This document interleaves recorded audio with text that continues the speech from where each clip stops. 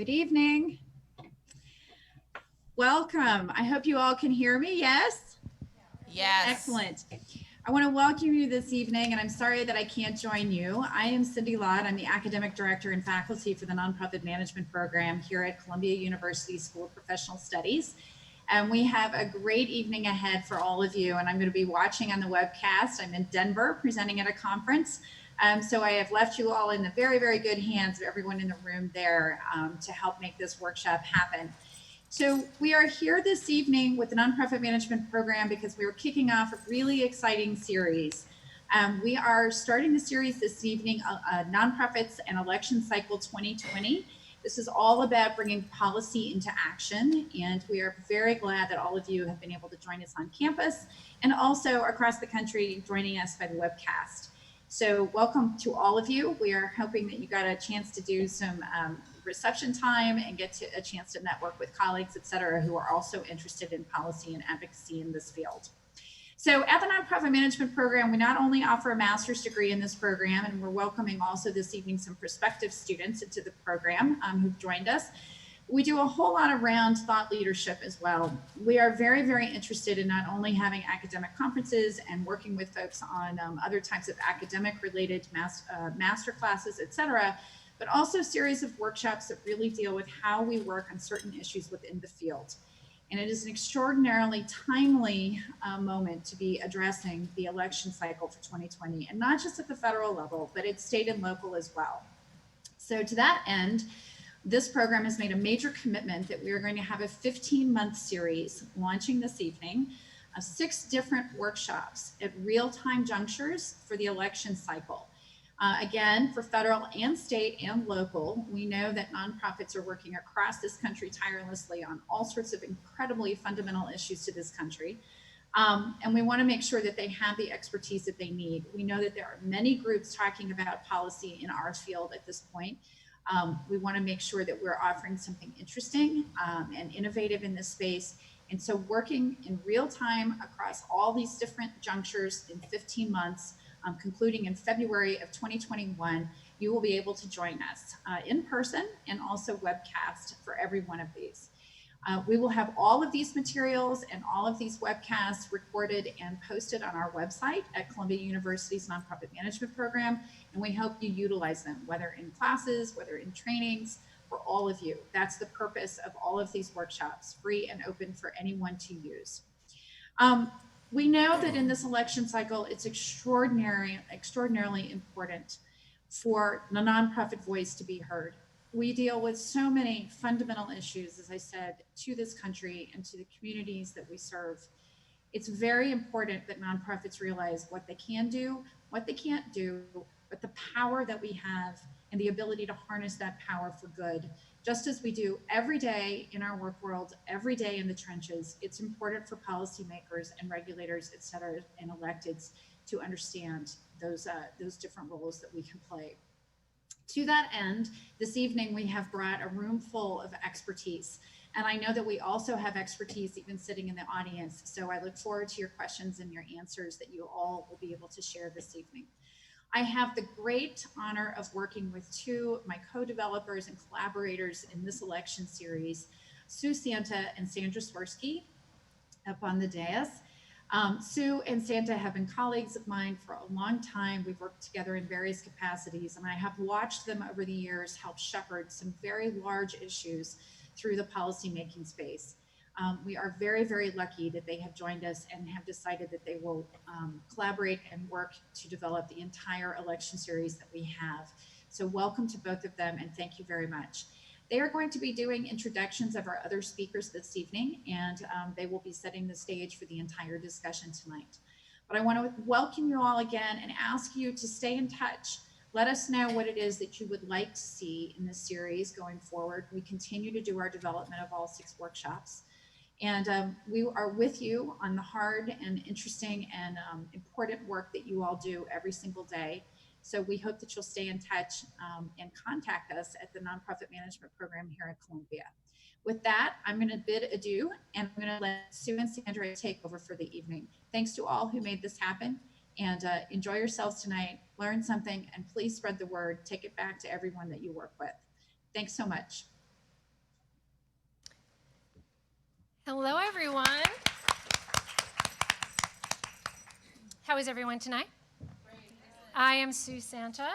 I'm waiting for our slides to come up. Well, not that one, but that's okay. It's wonderful to see all of you here tonight. We are thrilled to be here from Washington, D.C., and we brought two friends with us to join us on the panel in a moment. I want to thank Columbia for giving Sandra and I this wonderful opportunity. I also teach in the nonprofit management program, a class on policy and advocacy, with my wonderful co-instructor, Gloria Johnson-Cusack. So it's wonderful to have this opportunity to bring some different programming.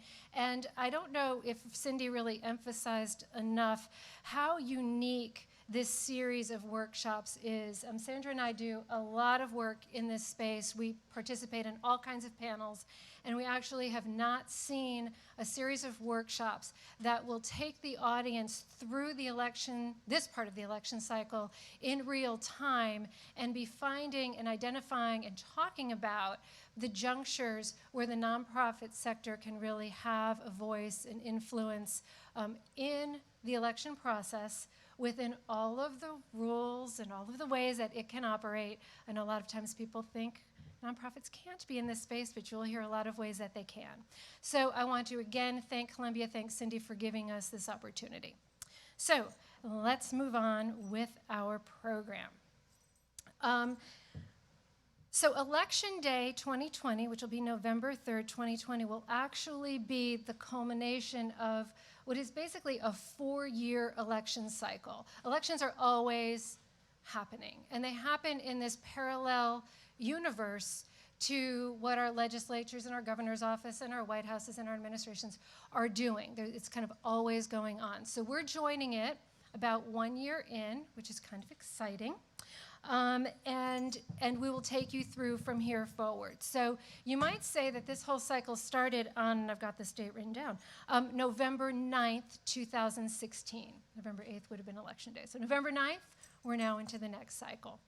Now, what we have observed in our experience is that in the melee of all of these election activities, nonprofit leaders and nonprofit issues are often absent. We have some speakers with us today who really are the exception to what tends to be kind of the rule of nonprofits not participating to the extent that they can, a lot of times under the sort of the misinformation that they can't be there. So our role is to try to help navigate that process and show where those juncture points are. And it really is at a loss for America's philanthropy and nonprofit organizations not to be involved. So we're going to unpack the 4-year election cycle. We're going to identify critical juncture points within the cycle. And we're going to really point out by way of example, anecdote, and by inviting our wonderful colleagues from the sector to show how nonprofits can be involved. So this evening, you don't just get me and Sandra. Sandra and I have worked together for years, so you may pick up on that as we work our way through here. We may riff a little bit. But we will be joined by Steve and Nina. Steve is with United Way and Nina with Americans for the Arts. Now, before we get to our speakers, I'm going to kick it over to Sandra, who's going to do an overview of tonight's specific conversation. Great. Well, thank you. And thank you for being here this evening. We're going to start off the evening with a little poll, so we have an idea of our audience. So first question, and just raise your hand. There's no multiple choice here. How many of you engage with elected officials at the state, local, or federal level? Raise your hands. Don't be shy. Look there's a lot of hands out there. So, yeah. For those of you viewing in the webcast. Yeah, there are a lot of hands. Second poll question, and this is the last one. How many of you have a strategy or have even thought about engaging in the election process to elevate your organization or your mission? Fewer hands. You don't for count our because virtual you're the audience. expert speakers. Fewer hands. Yeah, fewer hands. And I think that this is a reflection of the great work being done by you all in legislatures and executive houses across the country, but there's a little bit there's a way to dial up what you're doing, and that is through this election process. So tonight, we're going to offer you a roadmap of ways to use the election process's policy and political infrastructure to elevate the work that you do and your beneficiaries. Our sector, as I noted, is evolving on this, and I think tonight's program is a reflection of that, that there's been a huge interest in mapping the different junctures, the different harbors throughout the 4-year election cycle that nonprofits can take advantage of to elevate what they do and to elevate the role that their organization plays in the larger nonprofit sector. So we like to think of this election infrastructure as a waterway.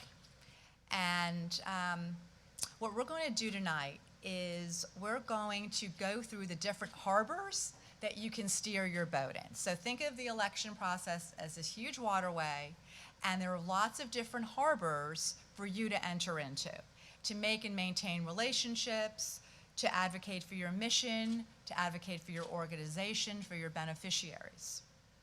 So if you've worked with elected officials before, think of this as just starting earlier, right? Instead of starting after they're elected, you're starting when they announce their candidacy. Earlier is better. Why is that? They're looking to make new friends. They're looking for input on policy issues. And they don't have as many in their entourage around them. Early is always better. It's just like the old saying, the early bird gets the worm.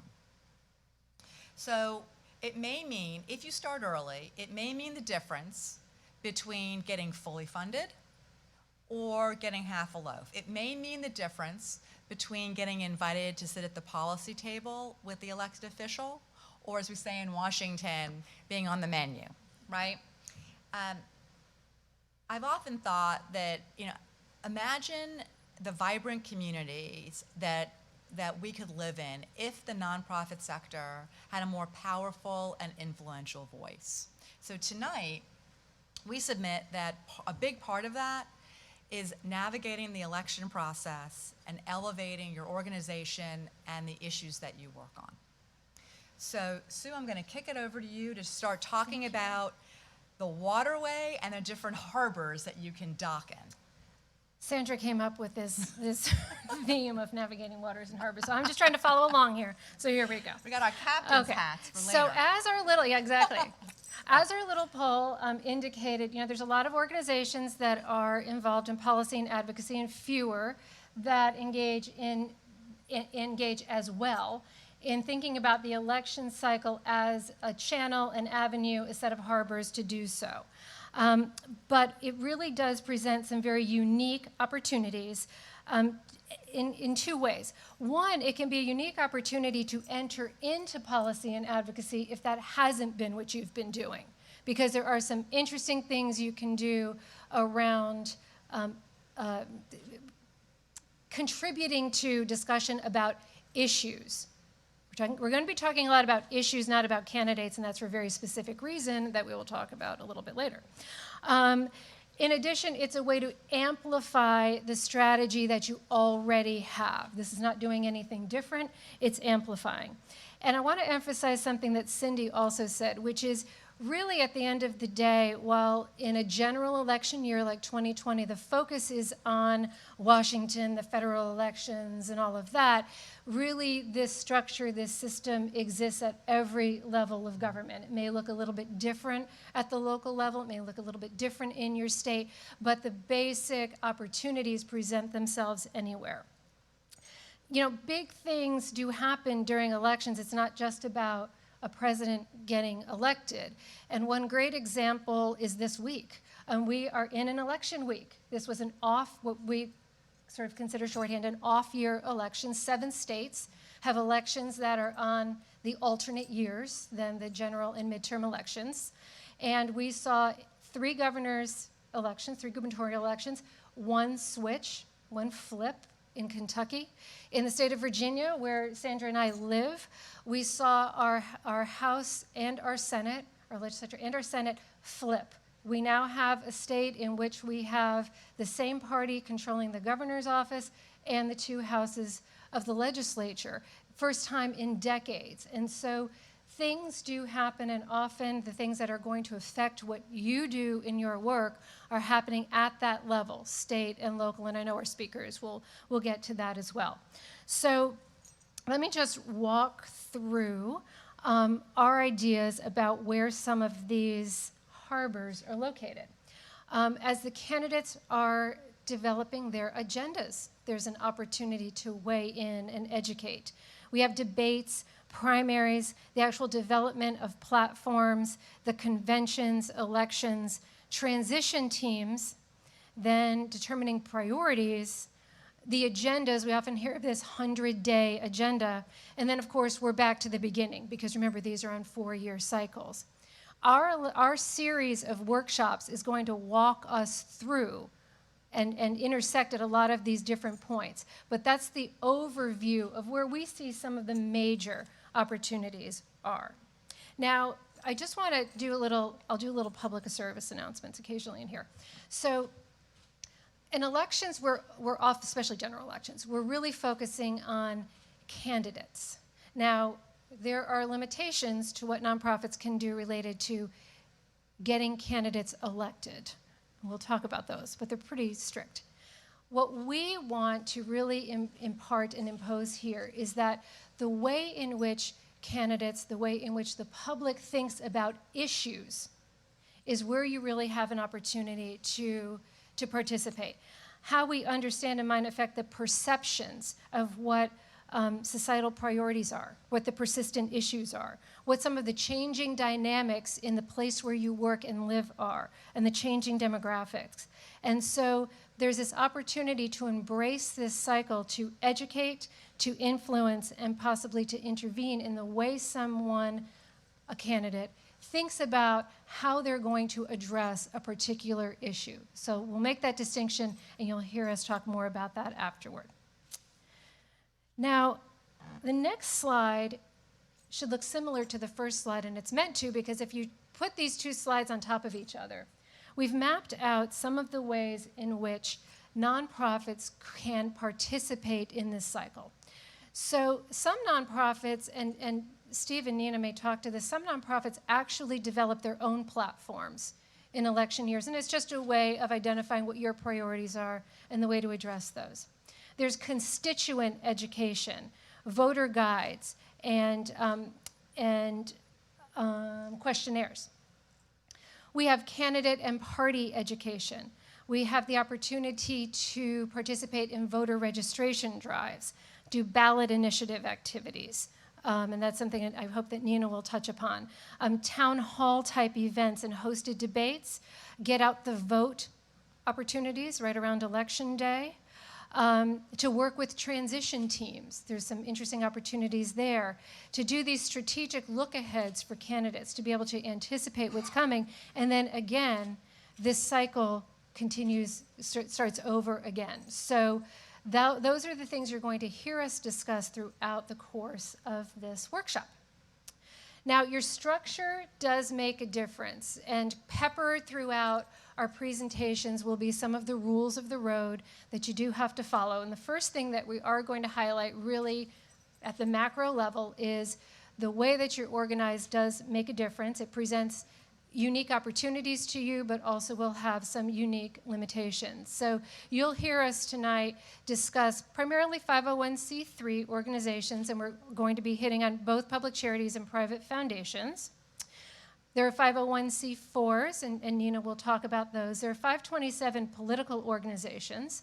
You have political action committees, which we'll touch on, and then there are LLCs. And what happens in our space is some organizations will actually form these different types of entities sort of under their umbrella or within their network.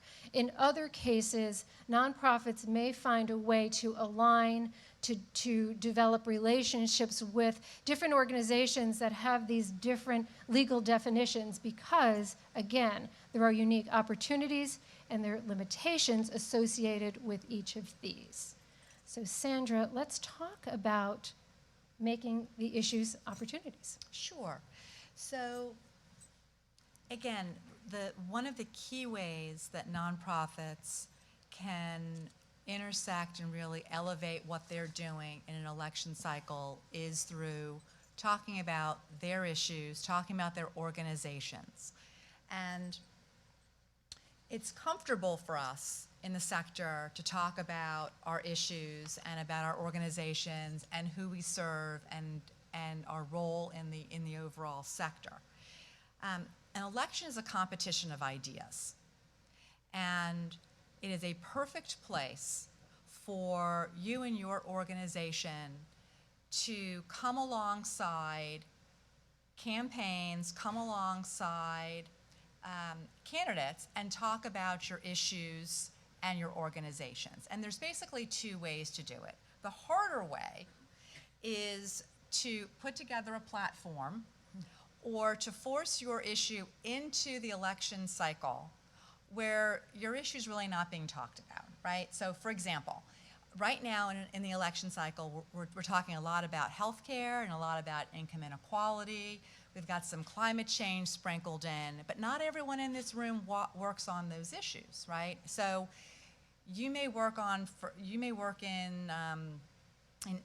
an animal rights organization, right? And so you can spend a lot of time putting together issue papers, but you're not necessarily going to have as much impact because you're not trying to feed into the stream of candidate issues that they're already talking about. The far easier way is to identify what the big issues are. And again, we talked about it, income inequality, healthcare, climate change, environmental issues, and use those big issues as a hook for your organization. So for example, let's take income inequality as an example. If you're in the homelessness space, if you're in the housing space, if you're in vets issues or healthcare, all of those issues can use income inequality as a hook. And it will be far easier and will resonate far more if you use those national issues as a way to talk about your organization and those that you serve.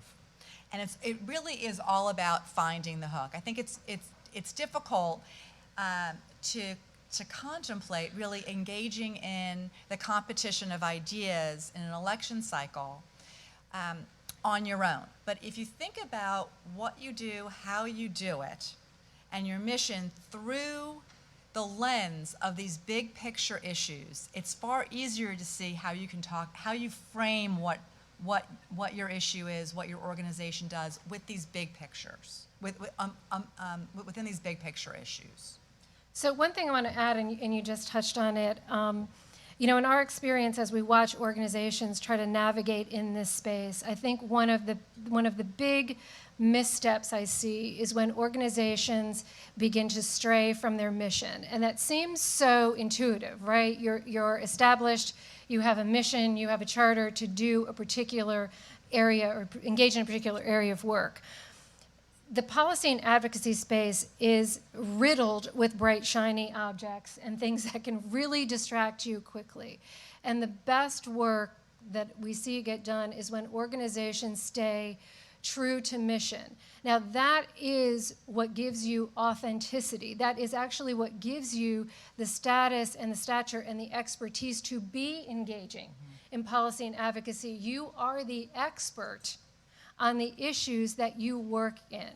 So I know in my class we talk about this all the time, but I would always keep that in mind, that if you feel that if the work is straying from mission, as you're trying to find your space, as you're trying to find the hook, always kind of circle back and test and be sure that mission is what's driving the direction you're taking. Because again, that is your value in this whole cycle. It is you as the expert in that area.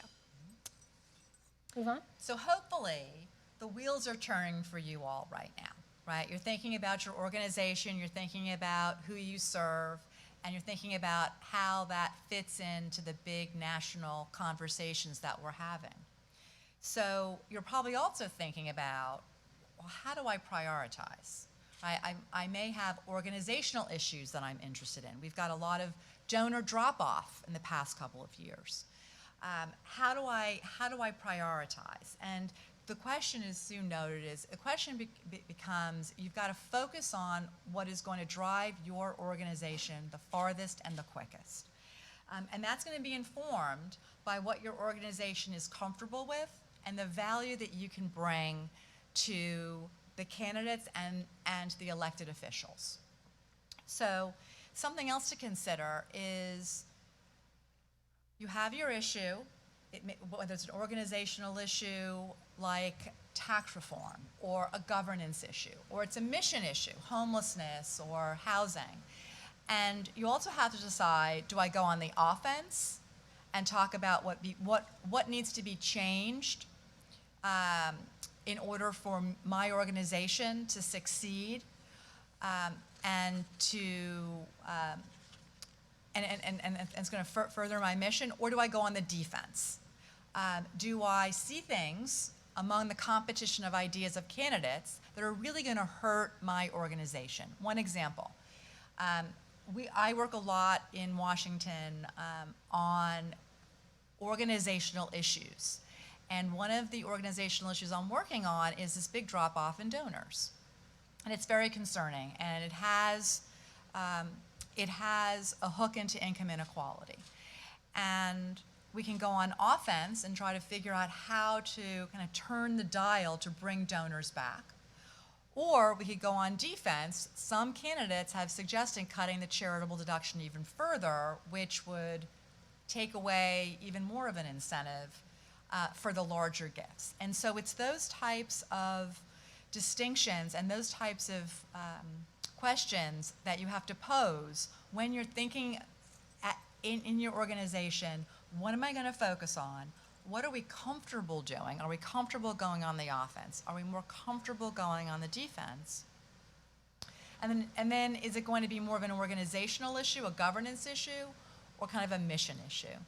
And a lot of these discussions are going to have to be guided and informed by your leadership and your board and some of the folks in your organization who will be doing this work. But it's kind of a multi-layered question. But these are that we've laid out are kind of the three things you want to think about. What type of a mission do you want to engage with? What type of an issue do you want to engage on? Is it organizational, is it more driven, or is it more mission driven? Offense versus defense. And then focus like a laser beam. Start small, focus like a laser beam, and hit and find your hook at the national level to talk about your issue. So the one other point too is, depending on your organization and where you are in your policy and advocacy work sort of writ large, some organizations want to engage at a very macro level, really be involved in big picture, what I call big P policy. And by the way, this can be at the national level, but it can also be at the state level or your local level. It's just the way in which our community is going to address or engage in an issue. Other organizations are much more comfortable drilling down into very, very specific targeted provisions. So as an organization contemplates where they're going to enter this channel, where they're going to participate in these conversations, that's another one of the factors that goes into the into that whole mix. So we talk about all of this, and you might be sitting there thinking, you know, this seems like a lot to take on, and maybe somebody else is going to do it. But we really do pose this question, you know, why should you engage? Well, if not you or your organizations, then who, right? Who's going to be your voice? So that's just meant to be a little bit provocative and to make you think twice. Anyhow, so I'm going to move on to, oh no, you're going to move on to what's at stake. What's at stake? Yeah. And this is very simple. You know, you've got basically two things at stake.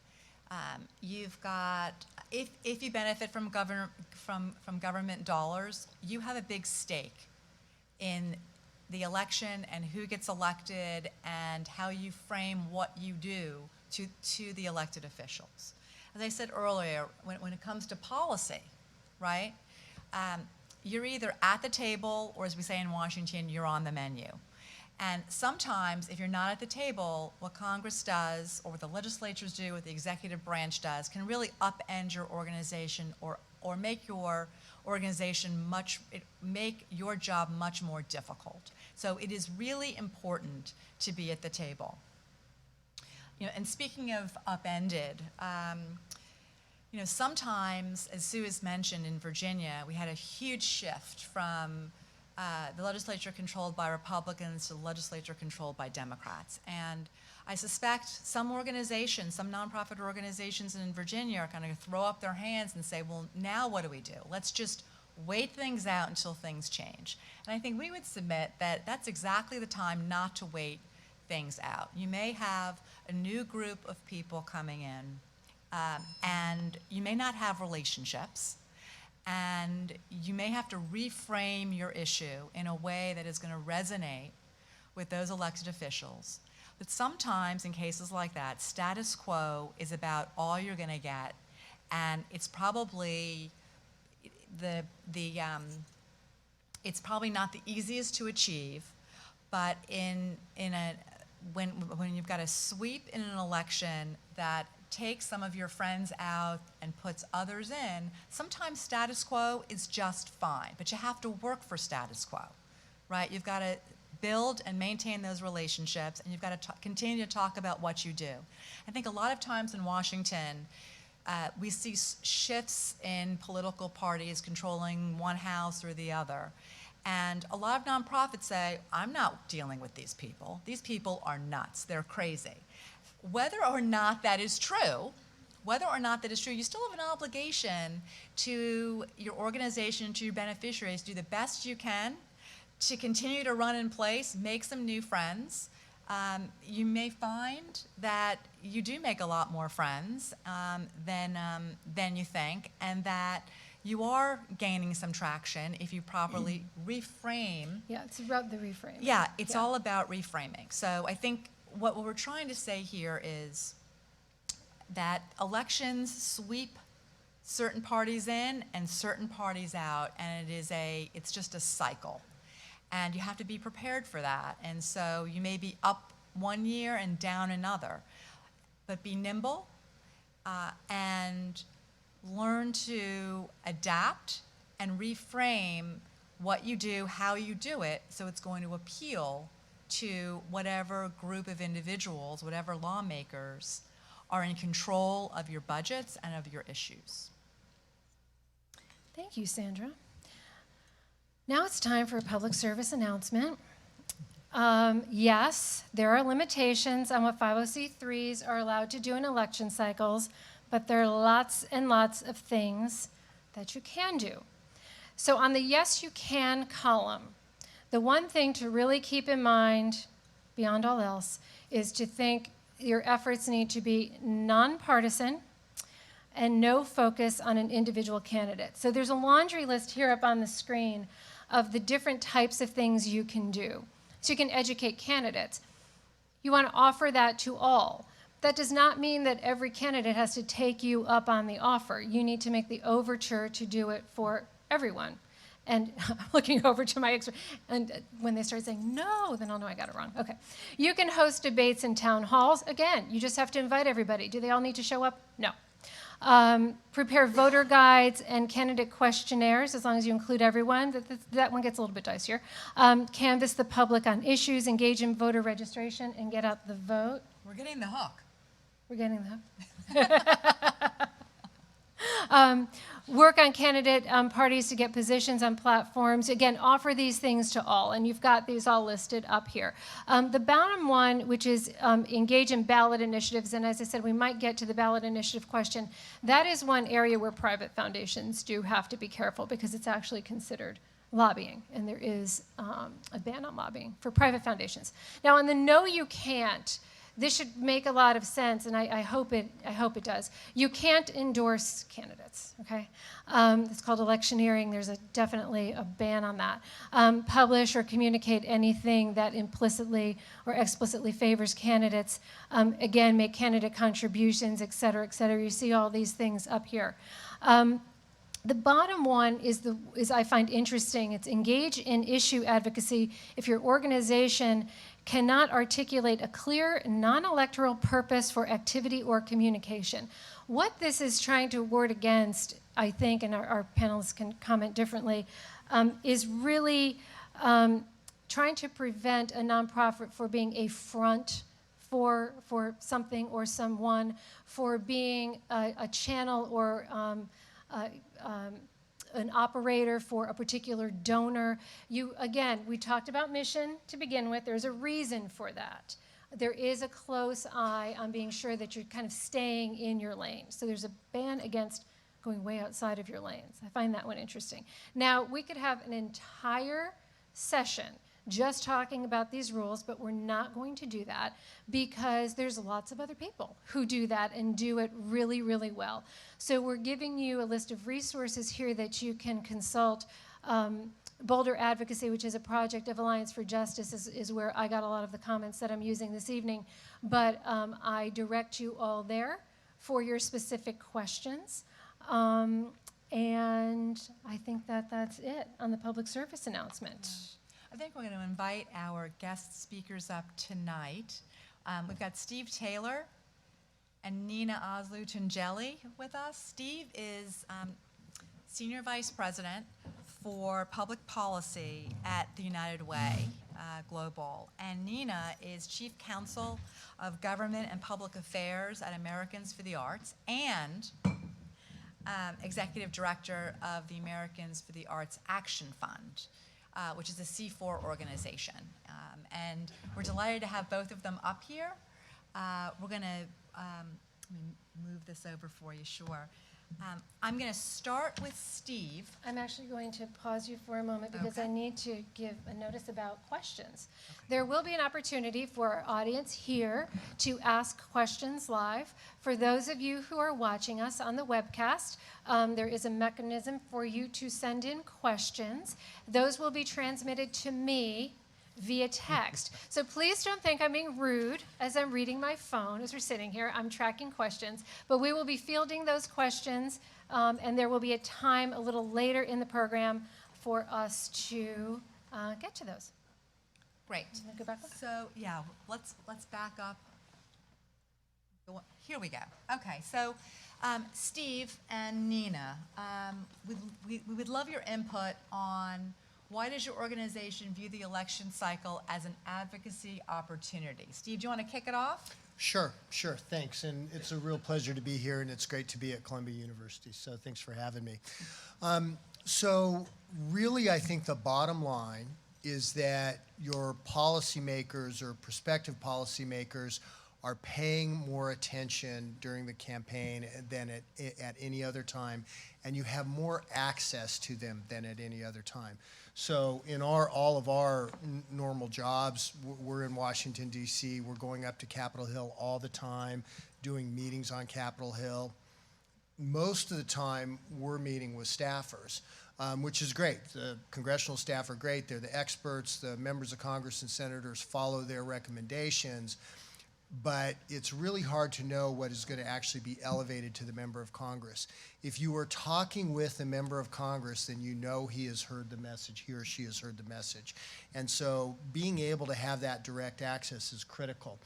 And back in the states, back in the districts at the local level, and you would hear me say repeatedly that all politics is local. At the local level, when candidates are trying to get reelected, they're back in the state, they're back in the district, listening to their constituents in person and hearing what they have to say. So you really have a much higher level of access to candidates when you're back in the district. The great thing about United Way, it's a benefit and a challenge sometimes, is that we've got 1,000, literally 1,100 individual charities that are spread out all across the country. So in every state, in every congressional district, there is a United Way. And so they're there, their constituents, and they can get in to see those elected officials. And as Sue said, federal level, state level, local level, county, city, they can get in to see those folks, especially when they're running for campaigns. So I think that's why it's a really key time to engage. Maybe you want to jump in? Yes, We could put up my slide. I am going to your slides. We have a very fancy system here. Thank you. There you go. Hi, everyone. It's a pleasure to be here. And thank you, Cindy, for your leadership in creating a space for nonprofit organizations to be able to talk about how they can get engaged in the electoral process, and for you guys leading that. So a little bit about Americans for the Arts. We're a 501c3 charity national organization representing local and state arts councils and community-based arts organizations across the country. We were created about 55, almost 60 years ago. And through a series of political cycles that many of you have seen over the years on the front pages of papers, the arts have been treated as a political football. And our board of directors and our staff and our members were kind of getting tired of that, of why we can't get out of this cycle of what's going to happen to the NEA and or the National Endowment for the Humanities or Big Bird, or the list goes on. And so we made a declaration 15 years ago that the problem that we were facing is that we were attempting to meet with members of Congress after they were elected. So they've just spent an entire year on the campaign trail, making friends, meeting with experts, getting support at fundraisers from a whole series of people that they've made as friends along the way. And here we are coming as newcomers to the scene. They've never heard of us. No one from their community representing the arts have ever come to one of their events or hosted an event for them. And we're saying, can you do A, B, and C for us? Well, who are you, and what did you do for me? Would be essentially the question that's unspoken. And so what we realized is that we need to start getting engaged in the process before they're elected. And as has been pointed out earlier, there is this line within the Internal Revenue Code for 501c3 charities that they're expressly prohibited from doing electioneering. Well, as a lawyer, when someone tells me that, it's all about definitions, right? And so I go and find out the narrowest possible definition of electioneering and seeing where I can go outside those lines. What you'll find in my presentation is that I'm all about what you can do and not about what you can't do. And so there are a lot of things that a 501c3 charity, whether you're a national organization or a local or a statewide organization, can do. Some of those things were mentioned earlier, and I'll talk a little bit about them now, but I'm just going to kind of stay at the high level right now and say that we found that, we can help in getting out the vote. We can help in developing, talking with these candidates while they're on the campaign trail about our issues, things like that. And that was great, but we found that a lot of other groups that were allowed to do electioneering were getting ahead and getting into meetings one-on-one with the members as opposed to with the lowest level staff person. And we were able to get more frequent meetings if they were involved in more types of electioneering that involve things like endorsing a candidate, taking down their information of their position on questionnaires. You heard a little bit that you can do a questionnaire.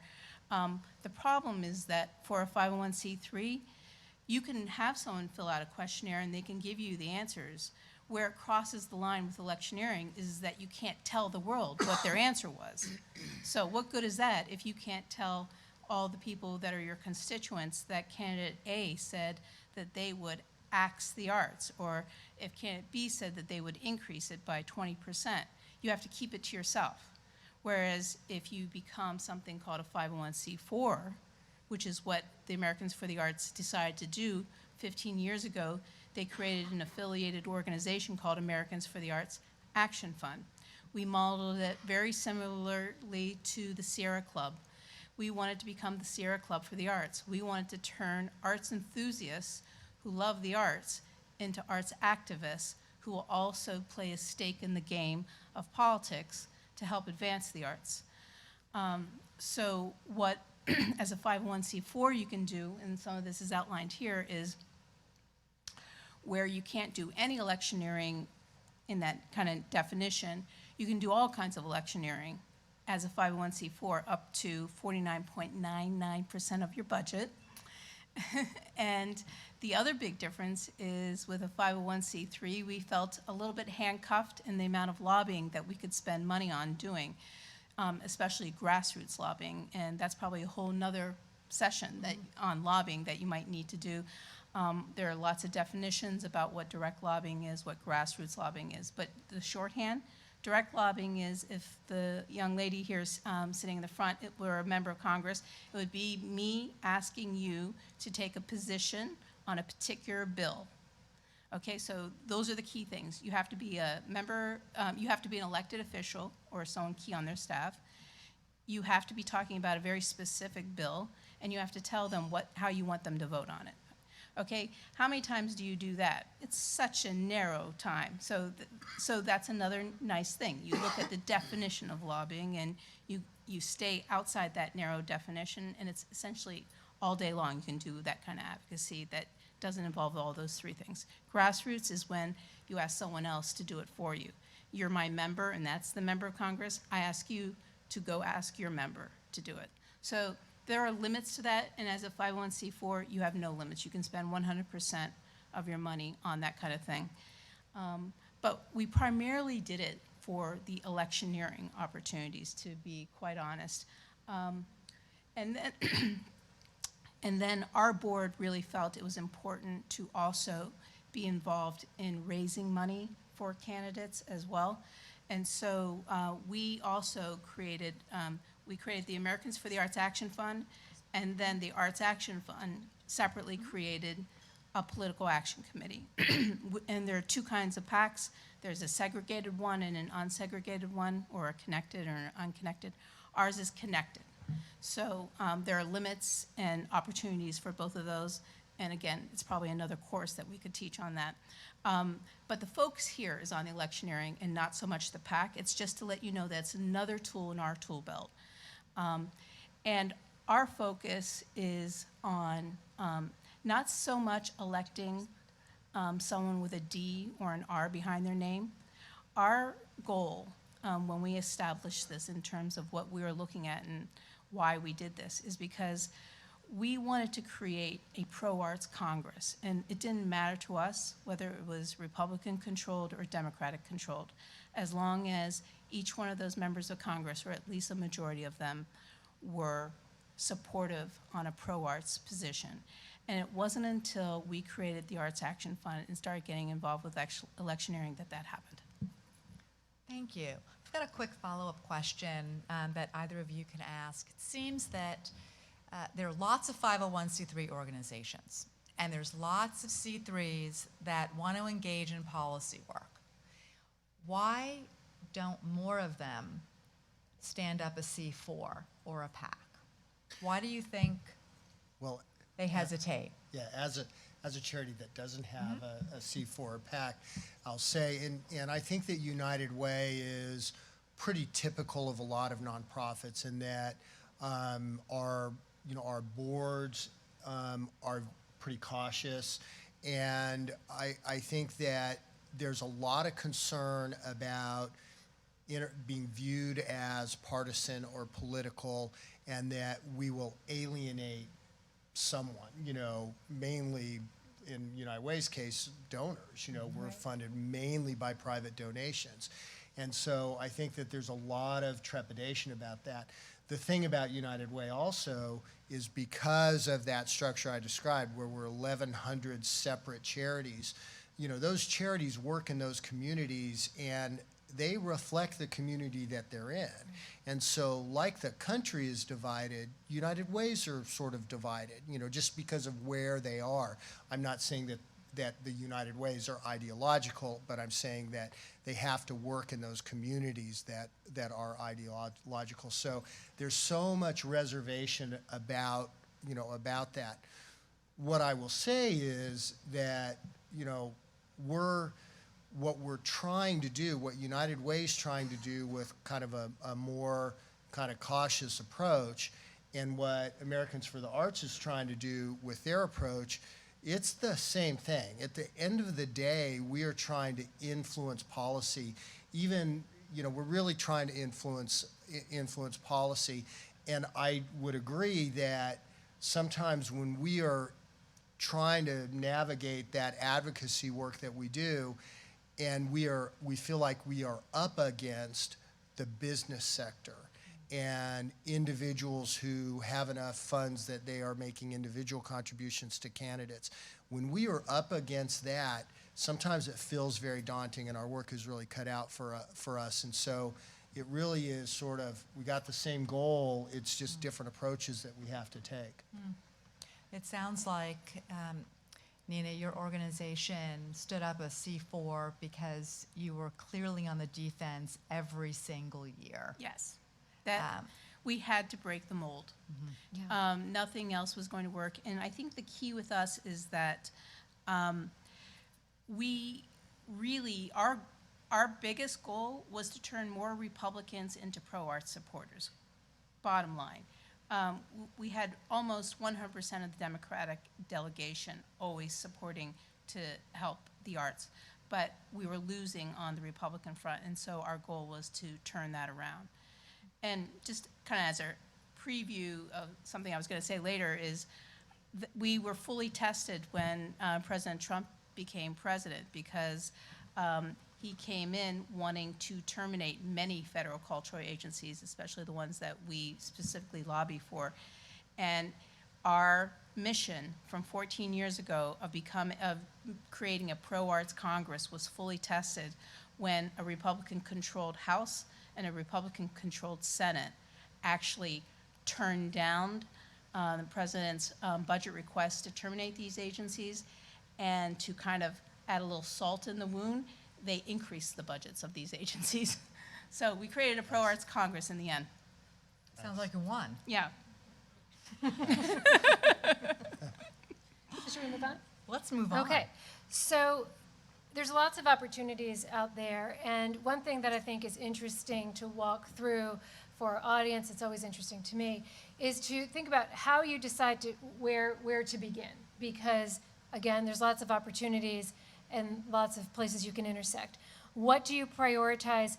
What factors, internal and external, go into setting those priorities and driving your strategy? And I will note, Steve, you did hit on one, which is the way that donors might respond. And so, so let's start with Nina this time, and then we'll flip to Steve.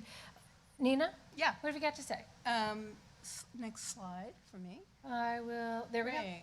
Okay, so everything for us, I'll go into that process, but I just wanted to kind of start off by saying there are two important concepts in how we get to those positions. One is we just want to establish as much and for as many people as possible to kind of declare themselves as an arts advocate and as a voter. Putting those two concepts together.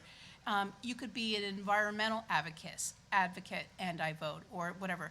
But to this date, when we first started, arts advocate and I vote had not been put together as a concept, because what we're trying to do is create political clout for the arts. And so if candidates know that there are voters out there taking into consideration, maybe not the main consideration, for me, maybe it is, but for others, not. I don't presume to assume that someone is going to decide on voting for a candidate only based on their arts position.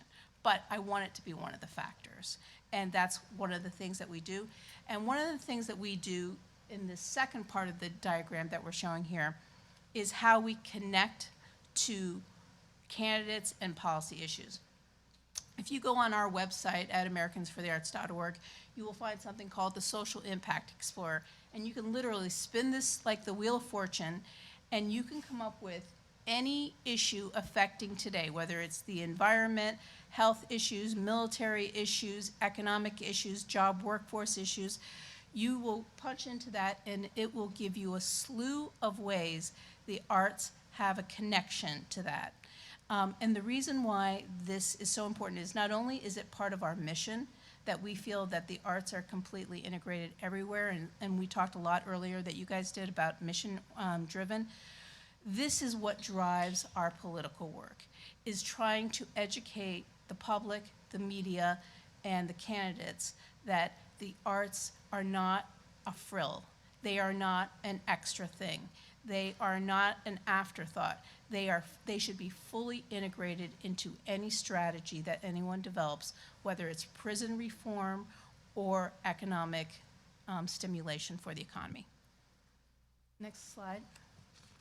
So because we have three organizations, essentially, the 501c3, the C4, and our PAC, I wrote down some of the things. The top ones are in black there that say C3. That means that's something a nonprofit charity can do and something that we do.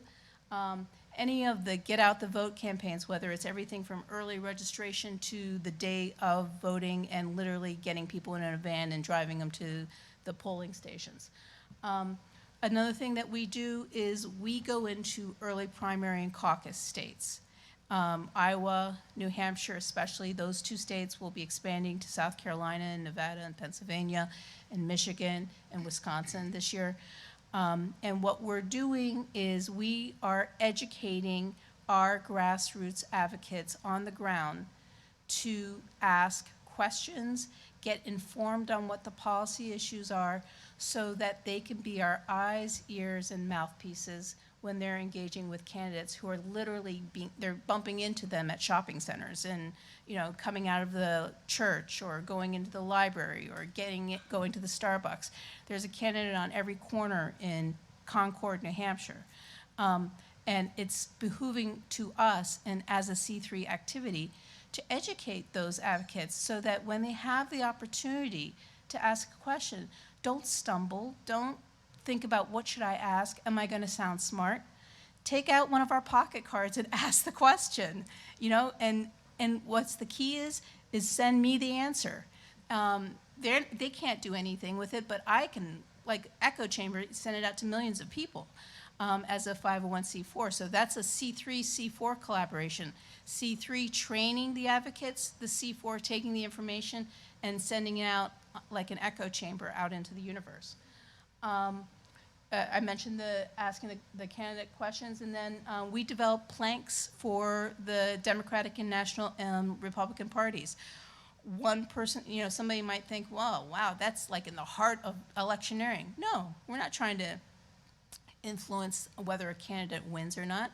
We're trying to influence whether a party associates proudly and positively about the arts and humanities. And so we have a whole campaign that goes around with that, and I'll show examples of that later. We are actually present at the DNC and RNC.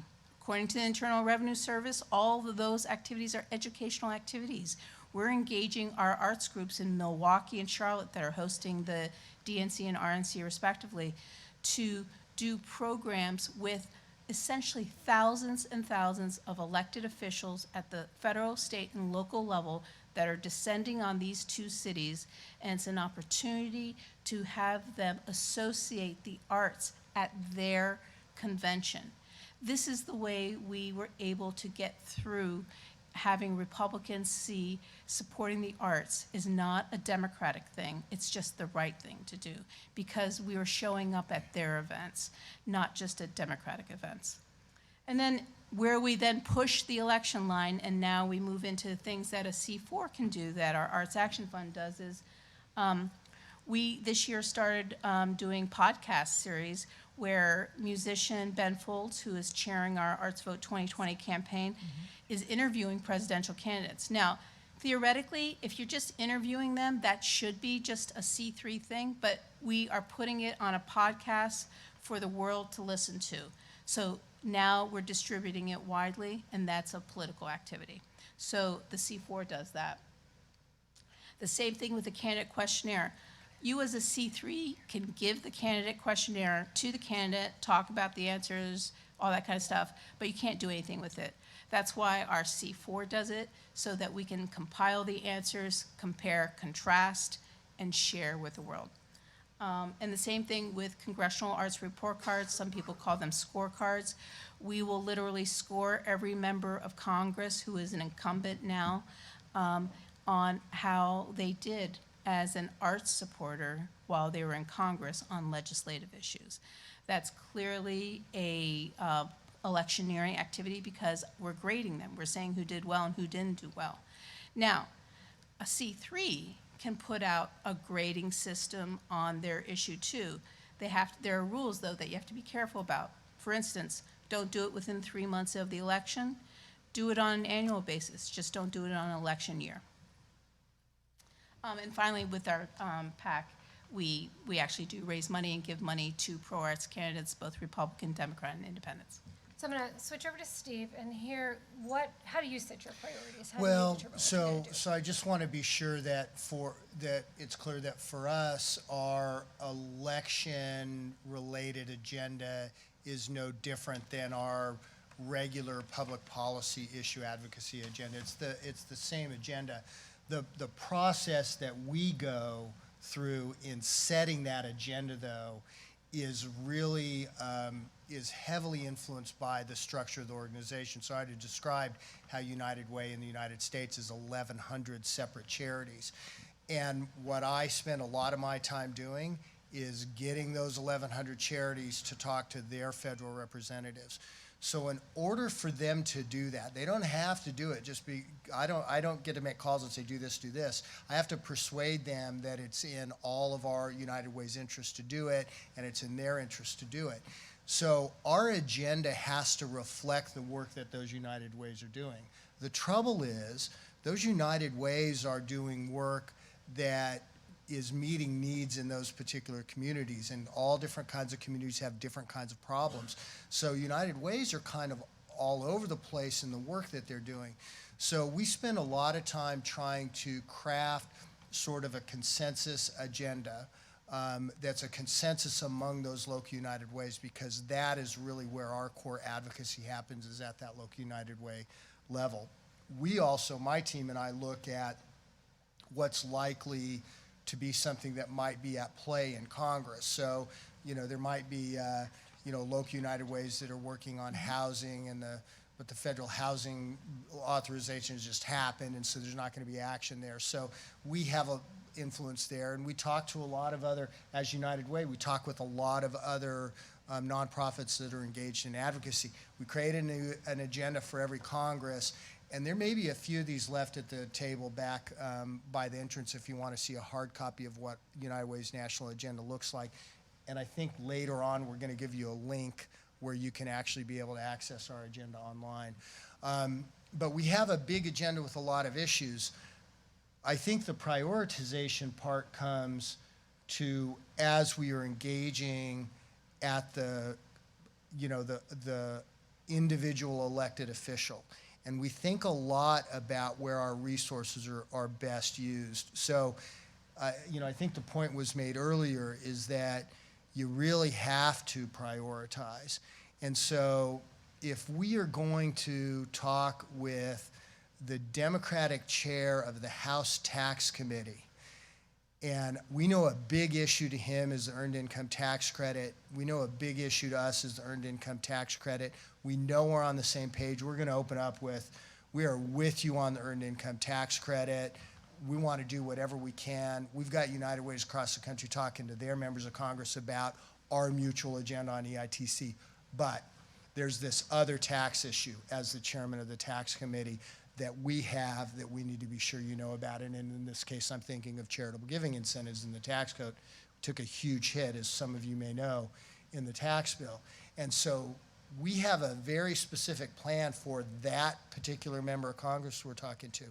Conversely, when we're meeting with the Republican chairman of the Senate Tax Committee, we may be saying, we know you have some concerns about EITC, but we think it's really important for Iowa. And let us tell you why we in Iowa think it's really important for you as a senator from Iowa to be on board with this EITC stuff. And if we're talking to an appropriations member, we're not talking about either of those things. We're talking about, funding for Head Start or something like that. So the prioritization really, I think, for us goes into who it is that we're talking to, and then I have to get, our United Ways at the local level on board with those talking points. So. Yeah, so that really is, we talked about framing earlier. It's really characterizing your issue so it's going to appeal to whomever you're talking to, right? It's meet your audience where they are and walk them to where you want them to be. Exactly, and I mentioned EITC. That is a perfect example. When we're going in, and we generalize, we try to really know who our audience is, and so we have a little bit more nuanced talking points for individuals. But when we're going into a Democratic office to talk about EITC, we're talking about EITC as a really critical income support for low-income people. When we're going into a Republican office, we're talking about an EITC as a program that requires work to get it. There's a work incentive built into this really critical policy. Same issue, same support, our position is the same. We're using a little bit different messaging depending on who we're talking to. And you can find that for every issue. It may seem harder sometimes, but you can find that for everything. Right. This, I think, leads into another question we wanted to pose to our speakers, which was, what was an aha moment in your own experience, a learning moment, a revelation about your work, a success or shortcoming that altered the way you address election-related work? So here we're looking for a quick, and I'll say quick, anecdote of kind of that moment that changed the way you might think of something. I was with you till you said quick. Semi-quick. Because I have a two-part, I have a part A and a part B, really closely related. And I think that early on in my career at United Way, the aha was when I realized what a huge obstacle boards are. And so I think I alluded to boards earlier. But, at that local charity level, and this is true, again, for United Way, but it's true for all sorts of charities across the country, the boards are very, very reluctant to get into anything that looks anything even remotely political to them. It's rooted in a few things. One is, a huge misunderstanding of this difference that we've talked about at length here, the difference between issue advocacy, which charities are allowed to do, and electioneering, which charities are not allowed to do. And the thing that always kills me is they talk about political advocacy, and I don't think there is anything such as political advocacy. Right. It's those two separate things. And so, and they won't, and the board members often won't listen to the charity staff about it. Someone from the outside has to come in and say, this is the distinction, this is what you can do, and this is what you can't do. So sometimes it's a core misunderstanding. Other times, and in the case of United Way, a charity that relies almost exclusively on private donations, we have some big donors, some, not even big donors, some just regular donors, and some board members, often our board members are donors. The reason that they are engaged in United Way, the reason they're engaged in a private charity is because ideologically they believe this is how you help people that need to get help. We have Republicans on our boards. We have a lot of Republicans on our boards, especially in those red states and red districts. And they're there supporting us as a private charity and many other private charities because this is how people get help. And so what we have to do is put the work that we're doing in that context. Charities are part of this larger infrastructure, this larger social contract, and we're just a part of it.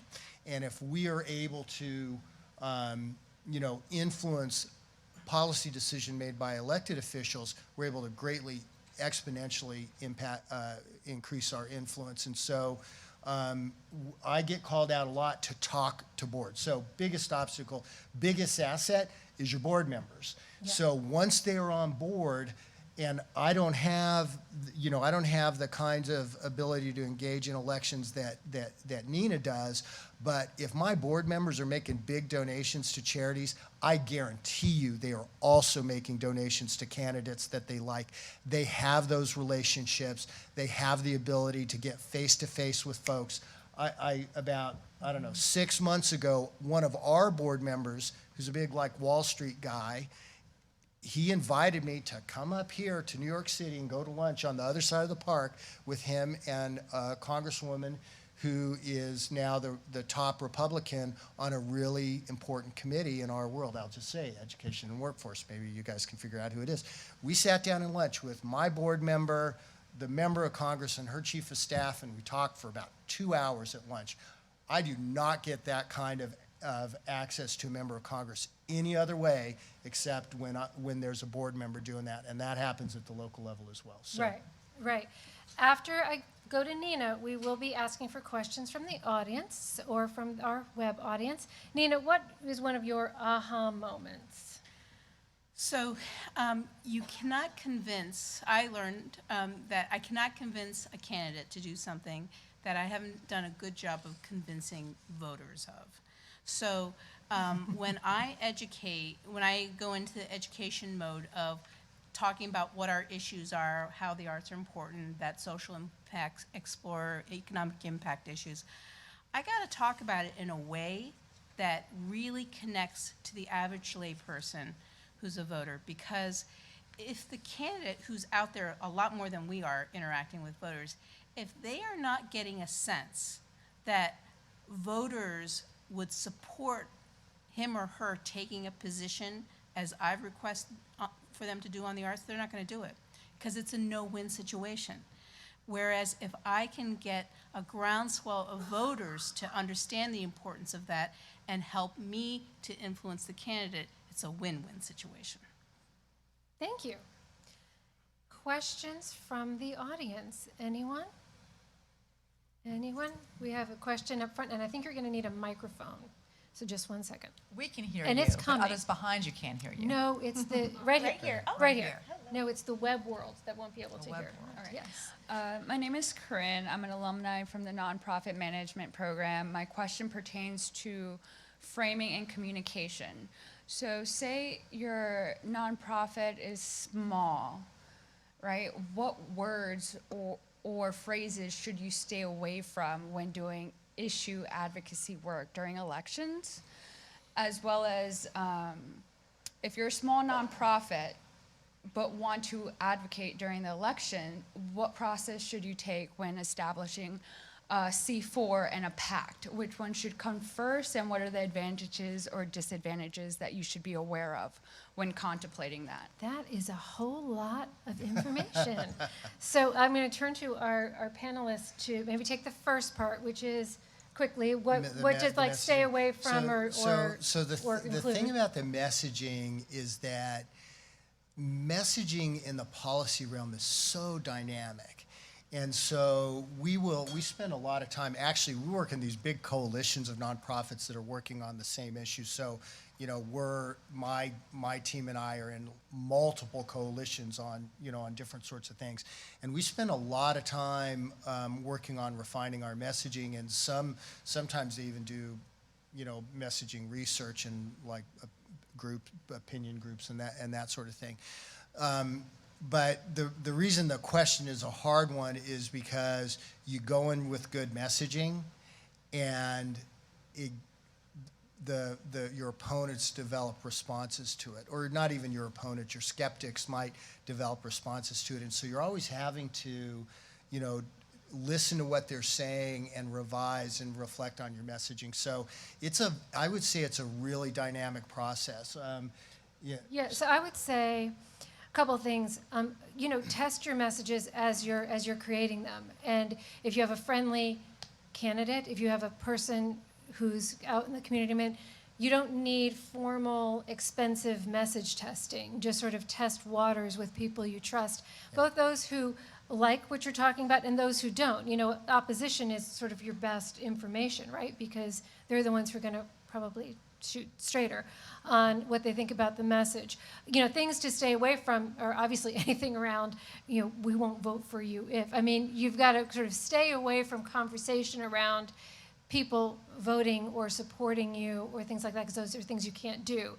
But I think Steve's spot on that it is dynamic, and it's just getting some people to give some input.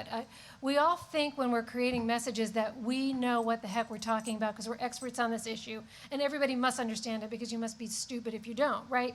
But it's the people that you're talking to that you have to convince. So test those messages. Yeah, And then I'm going to turn to Nina, to talk about that and to talk about the different forms of organizations. Yep.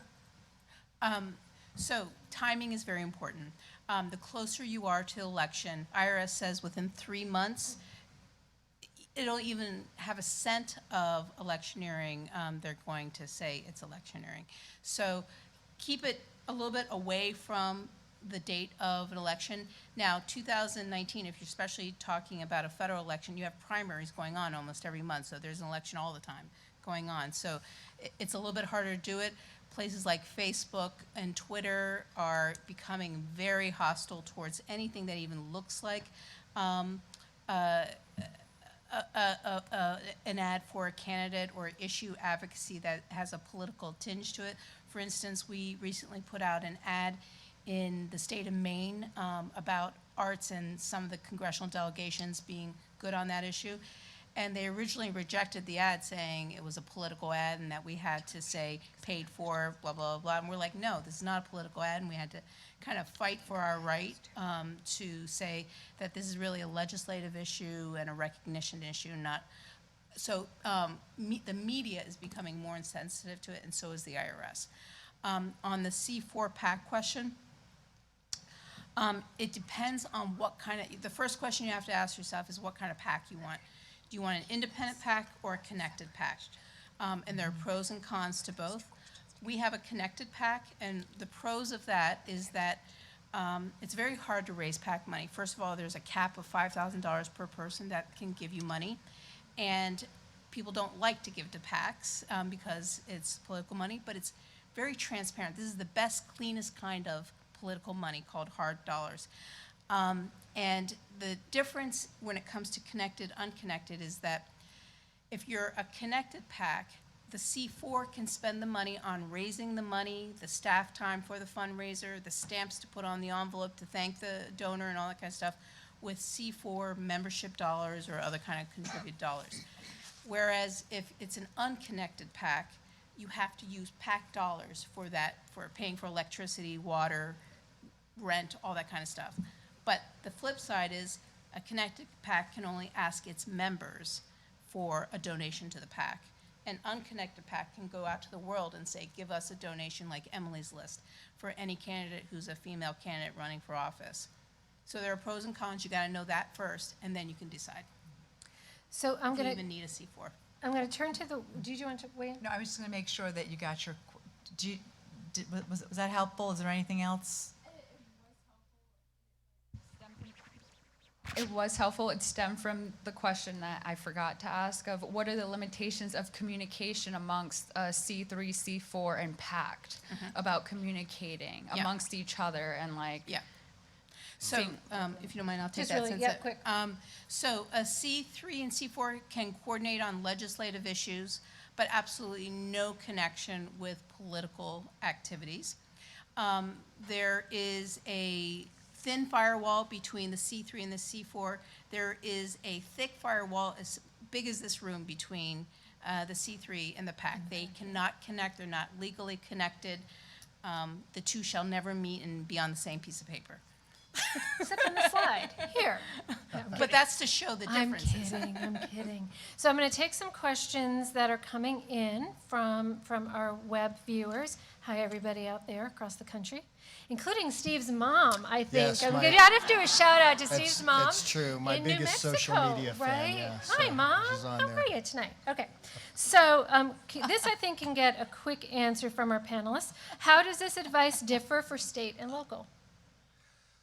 Well, it's almost exactly the same, I would say. too. There's just, I think that in many cases, and I'm saying this as a person that works very much on federal issues, I think what goes on at the state and the local level in many cases is more important and more important for nonprofits.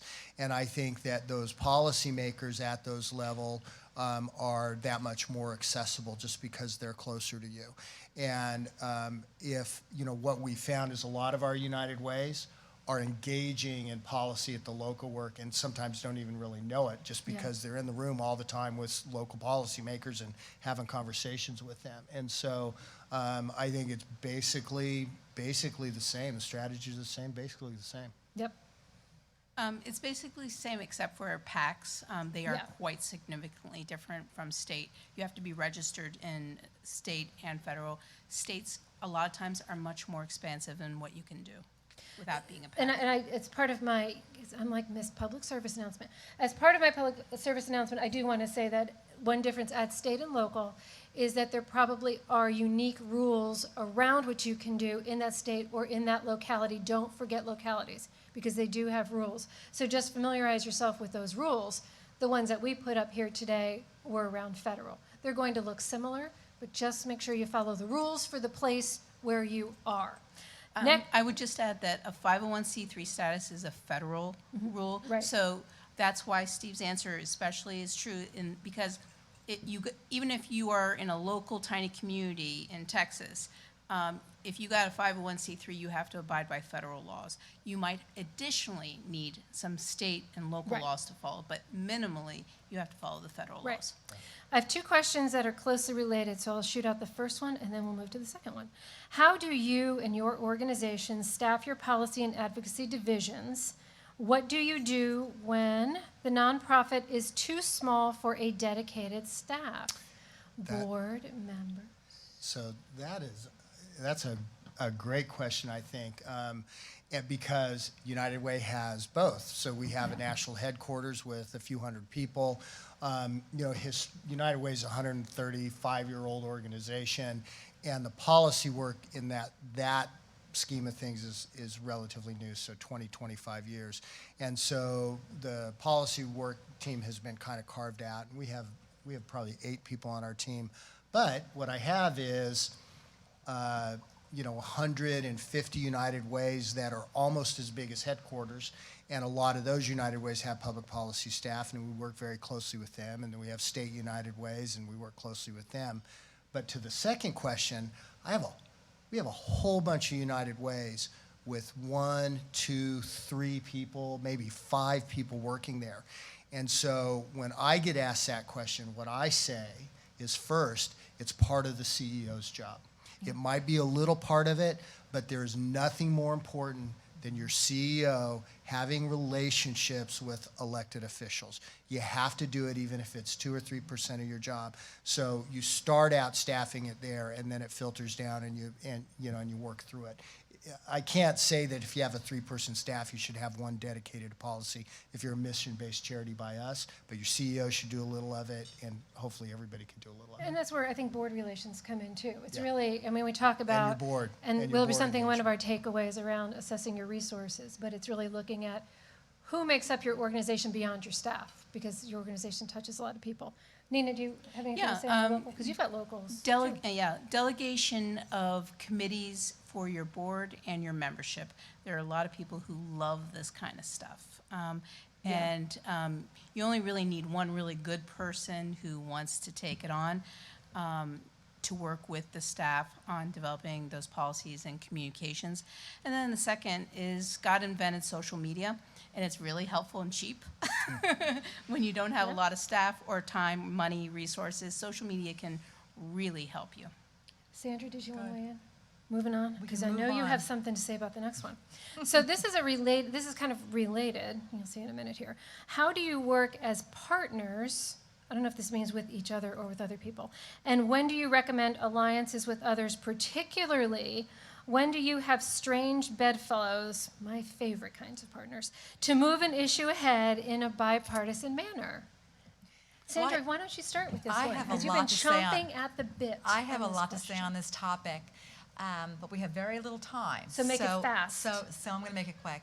I think there is no better partner on any issue than someone who is diametrically opposed in every single way except on this one particular issue. Why? Because it makes members of Congress sit up and take notice. I spent a lot of time both working in the Senate and working with the Senate, as well as the House of Representatives in Washington. And members really sit up and take notice when you've got an organization that is philosophically on the left and an organization philosophically on the right coming together on an issue to say, listen, this affects all of our this affects both of our organizations, and we don't agree on anything, but we agree on this. I think the other thing I'd like to add is that it really depends, how you lobby something, how you advocate for something really depends on whether you are going on the offense or whether you are going on the defense. And we talked a little bit about trying to figure out as an organization whether you want to go on the offense or the defense. If you want to go on the offense, you want to find partners that are completely aligned with you, because elected officials are the most motivated when they know the sector is aligned. It's very easy for them to say, come back at another time if the sector is all over the place or it doesn't have a clear message. If you're on the defense, you want to let 1,000 flowers bloom. You want as many organizations going in opposing a particular issue on a range of topics as possible, because that means that elected official has to take care of 40 different people as opposed to one. So I think partners are terrific. Depends upon if you're going on the offense or the defense, and the stranger the better. Do you guys have anything else to say about that? Well, I agree with everything Sandra said, and I just want As to usual. add, yeah, as usual. As usual. And I just want to add that, a lot of times we have these other charities coming to us, Yeah. wanting us to join with them. And there's this great spirit of collaboration among charities. Like, people want to work on things, and so especially around programmatic things. So everyone wants to work together, and then sometimes that spills over to the policy realm, and you get tempted to be drawn into an issue that you actually aren't on. And so the next thing you know, United Way's brand is on some issue that's not really a priority for us. So I would say that there's a flip side, a cautionary side to that. Absolutely. I have a great Yep. I have a great example. Anyone here originally from Minnesota? No. No Minnesotans in that, so so there might be some then on this is going to be an Milo. interesting story for you. Very quick, though, is the arts community partnered with the Gun Owners Association to pass a constitutional amendment in the state of Minnesota to designate a percentage automatically of Treasury funds for the arts and for gun education ownership. This had to pass by 2/3, more than a simple majority, of the citizens of Minnesota and the state legislature, and it was because they were so dynamically different but working together that they got the conservatives and the liberals to agree and got 2/3 passed, and they are the largest per capita funding of the arts in the nation. There you go. Wow. Bravo. The stranger the better. Stranger the better. So as we're moving toward kind of a wrap up, we asked our speakers to each come up with those top takeaways. Like, if you heard nothing else from what we said tonight, these would be the things we'd want to send you home with. So Nina, I've got yours up first. Okay. You cannot start, pardon me, you cannot start early enough in engaging in the electoral process, going back to that advice that we had gotten, that you can't start making friends with members of Congress or any elected official after they got elected. You got to get to know them and get into their platform earlier. Number two, you cannot create public policy without politics. For those who still hold their nose up to politics, they think it's ugly, dirty, whatever it is, they are not affecting change. You cannot move public policy without getting involved with the political side of things. Three, effective campaigns must have both a grassroots and a grass tops strategy. So we are an arts organization that has contacts with some of the biggest names in the arts industry, entertainment industry. They help us out, but I gotta tell you, I value the ones in little hamlets within states, especially in those early primary states, as much as I do the grass tops, because I need both to be able to get our vote through. And finally, connect your policy needs with the candidate's policy goals. So don't go there with what your agenda is. Read their website. What are they for? What do they want to get accomplished? And begin the conversation like Steve did in an example with a member of Congress that he gave. Start with where you have something in common, and then say how what you want changed, what you want added as public policy is part of his or her goal. And in Washington, we call that finding the hook. Right? Right back to one of your first Right slides. back, Wow, exactly. look how this worked out. Thank you, Nina. Steve, your 3 takeaways? So I think that this is. I think that we covered a lot of this, and I think all politics is local. So it's attributed to Tip O'Neill, former Speaker of House. Actually, Tip O'Neill said his father used to say that, so it's really Tip O'Neill's father. But it is so true. And the great thing about nonprofits is we're there. We're in those communities. We're all local, and so we're in a great position to do that.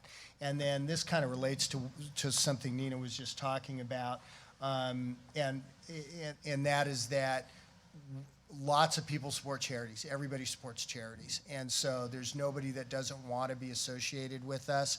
And as long as we can connect with them, how we connect with them, they're going to be inclined to be with us on it.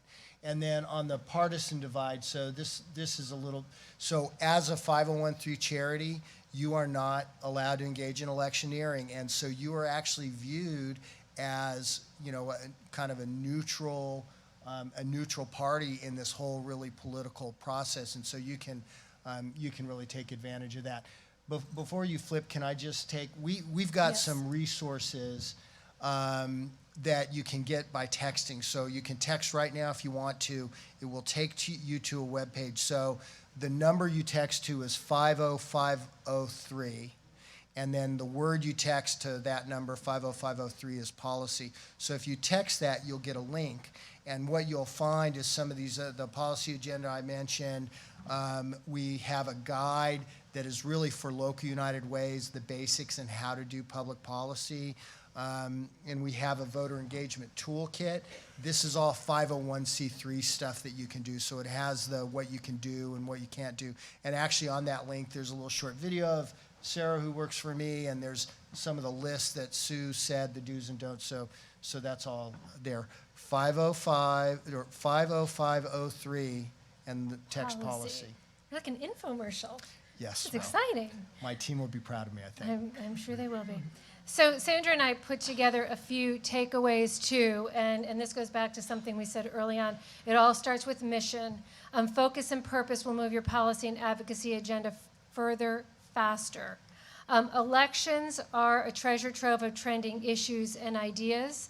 So keep track of what people are talking about to find your comfortable entry point. Use your assets to stay in the stream, and this is really going to a lot of the things we talked about around board. But money is one thing, and you might have policy budgets, you might not, but you have a tremendous amount of other assets you can tap, and so you take an inventory. And that may be your board and leadership, the programs that you do, all of your donors or members, the volunteers that work with you. Your beneficiaries are a very, very strong voice around your issues and what you do and why they're important. They're the ones who are benefiting, and they're important to the elected officials. And Go ahead. let me just break in.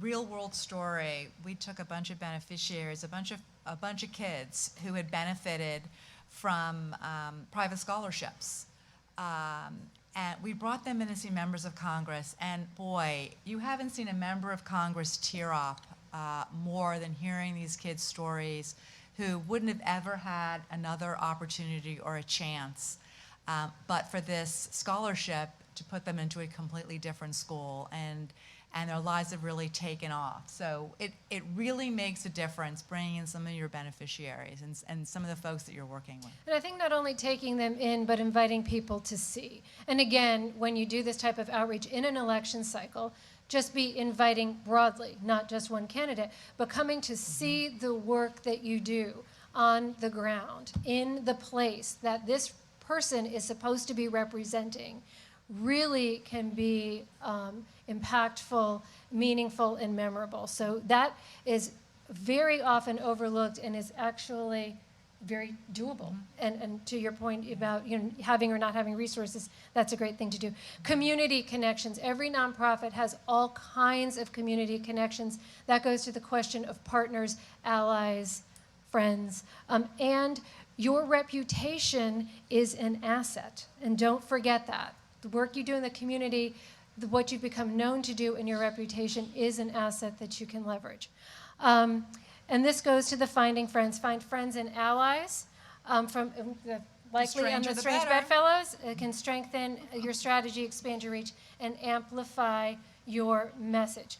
We are getting the cue that we're getting near wrap-up time. I do want to say, if any other questions come in, Francis, we can try to field those and get them back. We can address after the session's over, because I'm on a tight Cindy Lott deadline. So I need to wrap up. I'm going to turn to you, Sandra, around kind of what to expect next from our series. Yeah, so this is, again, the first workshop in a series. There's going to be 6 of them. The next one is going to be in Washington, D.C. on December 5th. And we're going to talk about representation, the intersection of elections and the census and redistricting.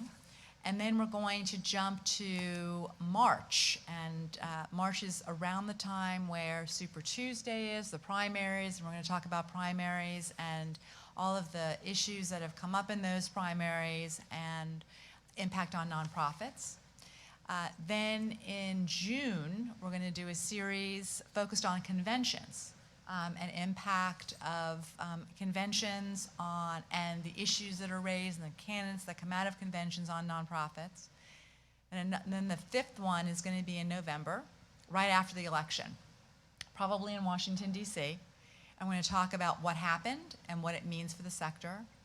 And then we're going to wrap up here in New York, I think in January or February of 2021, talk a little bit about transition, if there are transition teams, and what the next couple of months and years look like for the sector based on the election outcome and how you can interact and elevate your mission based on the outcome of the election.